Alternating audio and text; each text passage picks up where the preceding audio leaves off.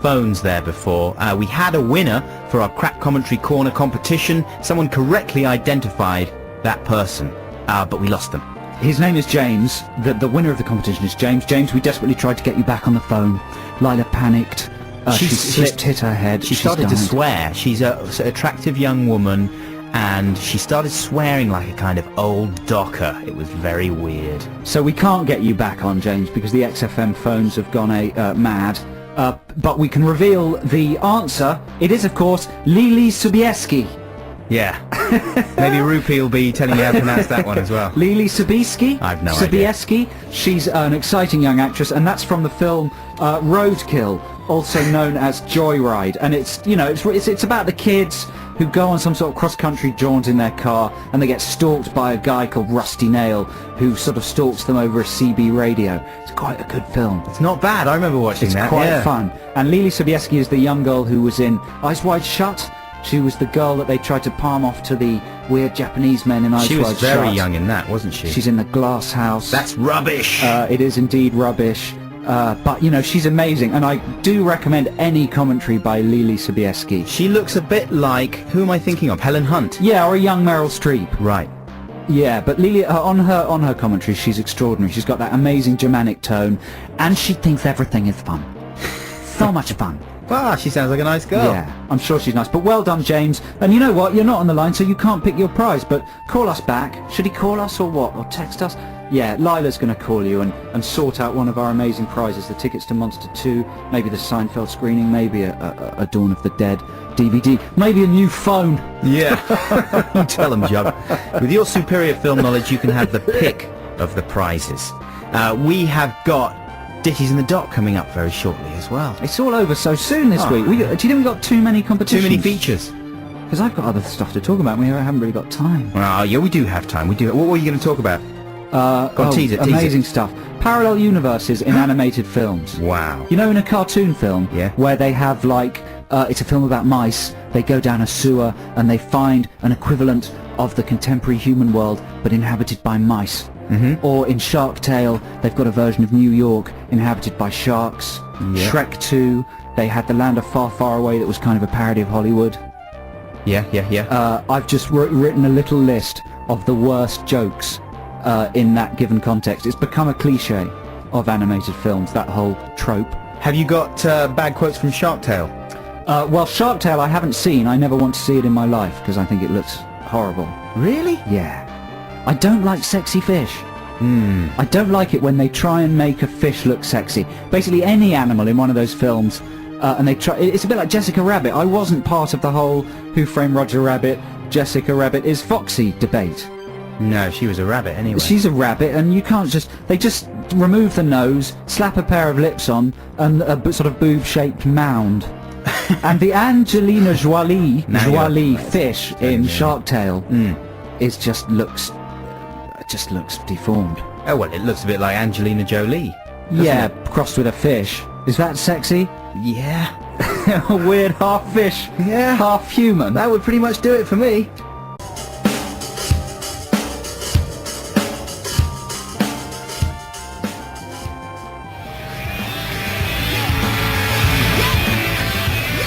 That's the music, Freedom Fighters. Adam and Joe here on XFM. Jessica Rabbit wasn't a rabbit, says someone. Okay, we've got... Basically, the intelligence of our listeners has surpassed our own intelligence this morning. Maybe we're both a bit hungover and dozy. But of course, Jessica Rabbit was a human, and she was only called Jessica Rabbit because, according to this texter anyway, because she was married to Roger Rabbit. Of course she was, yeah. Sorry. But the point we were making was I just personally find it very hard to be aroused by cartoons. Yeah, of course, you'd have to be a kind of idiot. Yeah, like, do you remember those sexy cartoons like Fritz the Cat? Everyone used to go on about, you've got to see Fritz the Cat. Right. It's amazingly dirty and randy. Well, what about manga, dirty manga? That's different. What were your quotes then? What? From Silly Worlds. Oh yeah, Silly Worlds. Okay, we were discussing the worst jokes in parallel animated universes, you know. So in Shark Tale, if you look at the poster, instead of, it's an underwater version of New York, instead of the Gap, they've got what? Oh, the coral. No. I'm not thinking hard enough. The Gup. The Gup? Yeah, it says Gup. instead of gap, Like a guppy. Yeah, okay, that's bad. And that's even on the poster. Instead of Old Navy, which is a popular American sort of clothes store, what do they have instead of Old Navy? Underwater water waves. Old Navy, old wavy. What? But the That's Navy's on the already... poster as well. It's already maritime. Okay, so let's do this as a top 3. That's possibly number 3 in the worst ever gags in that context. Number 2, I'd say Shrek 2, Yeah. which has The Land of Far, Far Away, which is basically a cartoon version of Hollywood. So instead of Tower Records, they've got what? Fairy Tale Castle World. Records. No, Tower of London Records. What does that mean? It doesn't make any sense, does it? It's because London is where all the old stories come from. The fairy stories. Have you heard the fairy story about the Tower of London? That's just rubbish. Hans Christian Andersen came up with a lot of fairy stories. Isn't that awful? I thought Shrek 2 was abysmal. I'm sorry, kids, if you liked it out there, but one day you'll grow and you'll realise that it's not a film. It's just a horrible advert. But number 1 in the worst parallel universe gags in rubbish cartoons has to go... This isn't a cartoon, but it might as well be the Flintstones. The Flintstones? Why do you insist on Well, I like them calling it like Winston, the Flintstones. Winston Churchill, Flintstone Churchill. Okay, instead of McDonald's in the Flintstones, they had what? Instead of McDonald's, what did they have? Rock Donald? Yes. Oh no. And instead of Star Wars, what did they have? Star Rock. I don't know. Tar Wars. Star Wars? Yeah, we hereby, Adam and Joe Radio Show, propose that there is a moratorium, a ban on any animated or children's films with humorous versions of the real world in them. Because it's gone too far. You don't get that in Finding Nemo. You don't know. Finding Nemo is genuinely charming from beginning to end. I can't find a fault with that film. I just think it's amazing. Well, there is an advert that uses a long clip from it now, isn't there? Oh, really? So the rot has started. Oh, rot. Hey, let's introduce Ditties in the Dock, because there's not much time. It's all going off now. That was Lily Sobieski there for a second. Okay, Joe Cornish. Now I'm you going lost first this week. You lost last week, so you want to go first this week? Yeah. All right, go on. So this week I've got Crosby, Stills and Nash with Marrakesh Express, and I'm very surprised you've never heard of this, Adam, because the first thing to say about it is it's a song about a train that has a rhythm that sounds like a train, and I think that's the surefire formula for success when songwriting. Yeah. Okay, especially when it's a song based around a train with Like a choo-choo-choo. Trans-Europe Express by Yeah, Kraftwerk. like the theme tune to that Welsh train cartoon. What was that? Ivor the Engine. Ivor the Engine. Yeah, I basically can't think of any more. But Marrakesh Express is the most bouncy, fun, sunny, stupid song by Crosby, Stills and Nash. It's very famous. You should recognise it, and it's just guaranteed to make you happy. And turn it up loud if you're in a car or if you're at home, and dance along making train movements. And even if you don't know it, it's so simple and catchy, you'll be singing along by halfway through. I guarantee it'll make you funnier, happier, richer, sexier.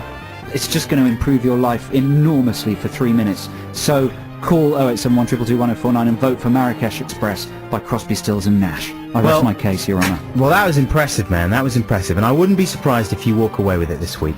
But I'm going to do something which is just a bit perverse and wanton, because I'm just like that. And I'm going to go for another shouting classic. And this time, it's a track that you don't hear played on the radio very much by Nirvana. And it's from their absolutely huge album, Nevermind. But it's a track called, I'm not sure if I can even say the name of the track on the radio. Territorial Piddlings, let's call it. You can't say piddling on the radio. Yeah, you can, I just did. But it's an amazing song, and I remember a time when Jonathan Ross used to do a show called Last Resort. He had Nirvana on there, and he was all set to have them play Smells Like Teen Spirit, which was, you know, a pretty radical anthem even then. But they decided not to play Smells Like Teen Spirit. They played this track, Territorial Peepees, and it was sort of unbelievably subversive sounding, because it is a demented, angry, shouty song.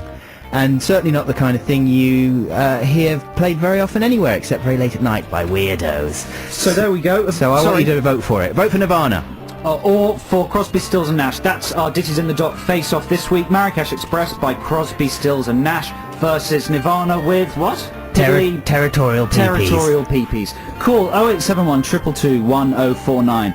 The call that the song that gets the most votes will play out the show. And we're going to give prizes to what? To I think we to should. everyone No, who no. calls? We're going to give a prize to the person To the who, deciding who calls. decides it. Yeah, Yeah. yeah. Right now, here's Franz Ferdinand. They're so hot right now.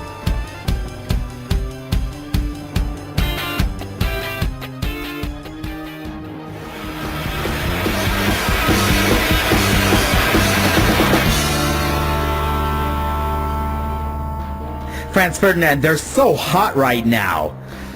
That's this fire. Adam and Joe here on XFM.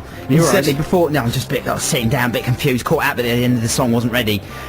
Just before we resolved This in the Dock this week, I read an Inlander becoming like the new Spinal Tap, basically. I read that article somewhere else several months ago, but like the tour bus movie. Yeah, no, that was in Word. That was in Word. I don't read Word. Yeah, you do. I don't. Maybe it so was I lying couldn't around. Well, maybe they nicked it out of Word. A lot of people do nick stuff out of Word. It's an excellent mag. But it was, yeah, very interesting. And, you know, if you haven't seen Zoolander out there, I met a few people. Pete Serafinowicz, star of Shaun of the Dead, I was speaking to the other day. He hadn't seen Zoolander. Can you believe that? It's a smash, that film. Absolutely great. If you haven't seen it, do yourself a favour, buy a copy on DVD, watch it this evening, and you'll have one of the best Saturday nights of the year so far.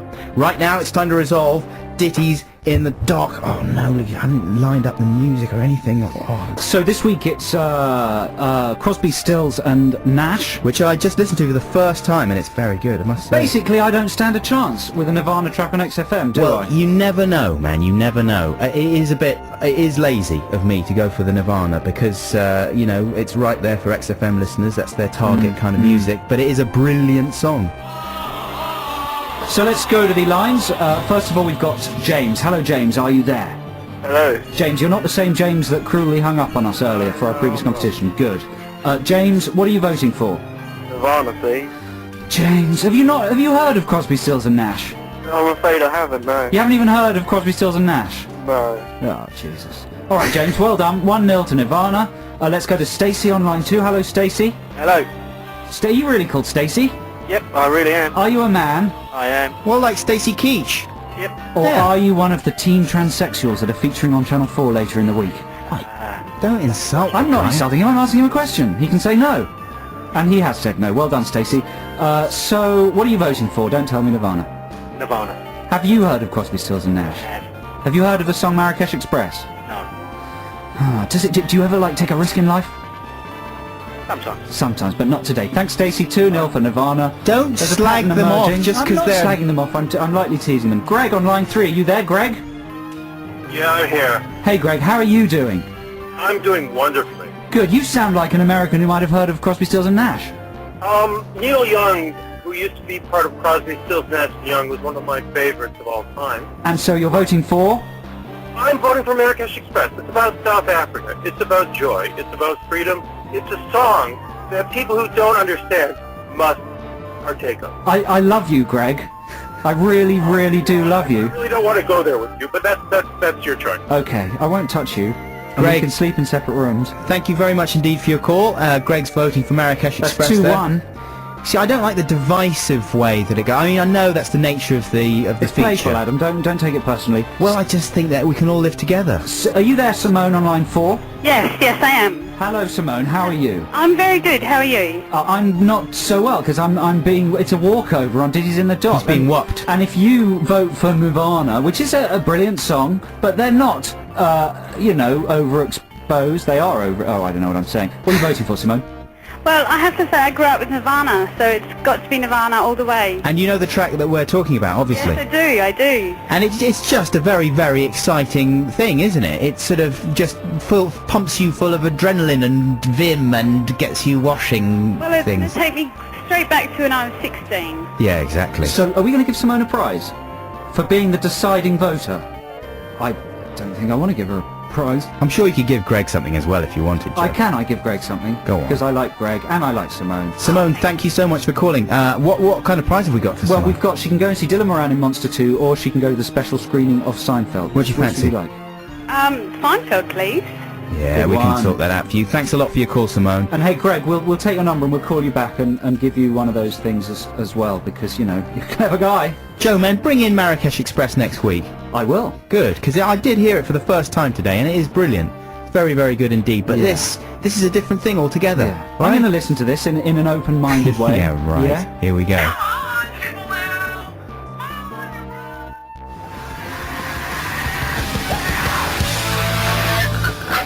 Oh, that's brilliant.